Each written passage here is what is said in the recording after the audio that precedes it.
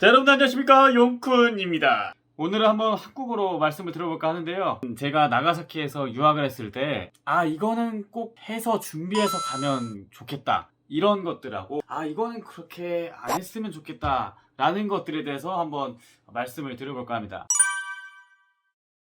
먼저 와이파이인데요. 보통은 두 가지로 준비를 해서 가죠. 와이파이 도시락이나 아니면 유심칩을 준비를 해서 가는데, 저는 두 가지를 다 해봤어요. 도쿄에서 인턴십 할 때 유심칩을 한번 써봤고, 나가사키에서 교환학생 할 때는 와이파이 도시락을 써봤습니다. 결론부터 말씀드리면 무조건 와이파이 도시락을 고를 것 같아요. 왜냐면 먼저 유심칩을 말씀을 드리면, 요런 우리가 흔히 보는 이런 칩같이 생겼어요.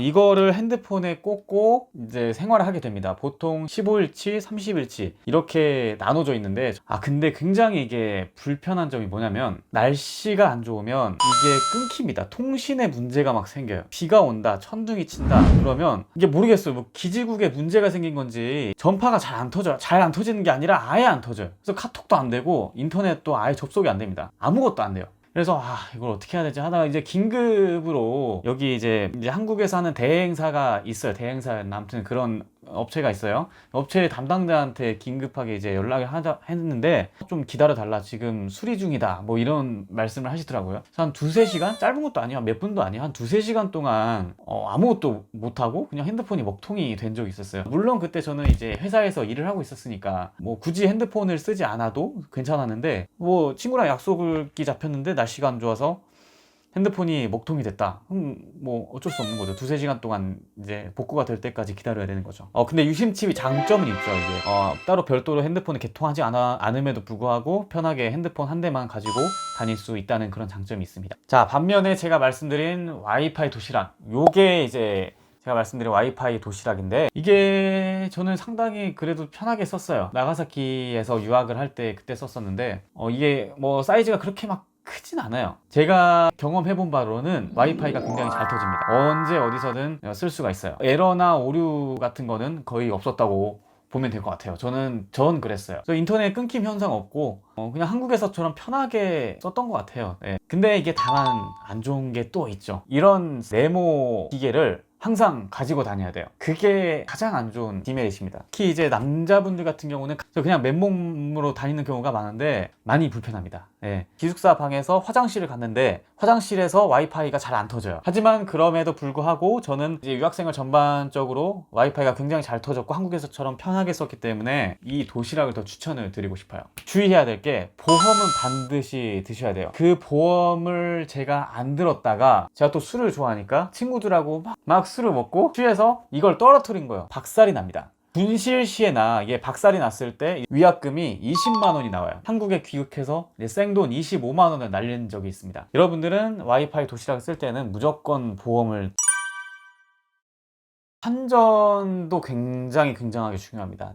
자, 여러분들이 보통 환전을 얼만큼을 해서 가야 되는지 그게 좀 많이 헷갈리잖아요. 제 경험상으로는 많이 해가는 게 좋다라는 입장이에요. 많이 해가는 게 좋다. 특히 일본 같은 경우는 많이 해가는 게 좋을 것 같습니다. 왜냐면 일본은 아시다시피 현금 사용률이 굉장히 높아요. 어딜 가든 현금을 많이 쓰게 돼 있어요. 식당에 갈 때, 뭐 편의점, 물론 편의점이나 맥도날드 같은 경우는 카드가 가능합니다. 신용카드 가능한데, 그 이외에 대형 프랜차이즈나 이런 대형 식당 이외에는 보통은 다 현금을 써요. 식당, 뭐 전철 탈 때, 뭐 친구들하고 뭐 하다못해 밥 먹을 때, 뭐 뿜빠이 할 때, 이런 디지털화가 잘 안 돼 있다 보니까 현금을 쓸 수밖에 없더라고요. 그래서 한국에서 갈 때는 한 두세 달분은 환전을 해가는 게, 좀 넉넉하게 해가는 게 좋지 않을까 해요.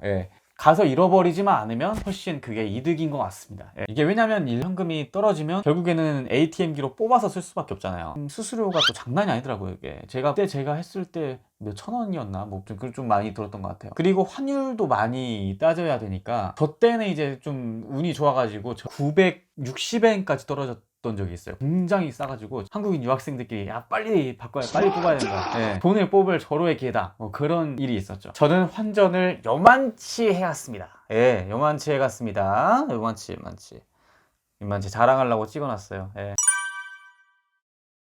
여러분들이 학교를 가면 은행 계좌를 만들어 줄 거예요. 신화은행이라는 데를 가서 이제 계좌를 개설을 했는데, 물론 계좌 개설할 때도 굉장히 느립니다. 한 1시간 기다렸던 것 같아요. 그래서 만들었던 게 바로 이 통장인데, 이거 굉장히 귀여워요. 네.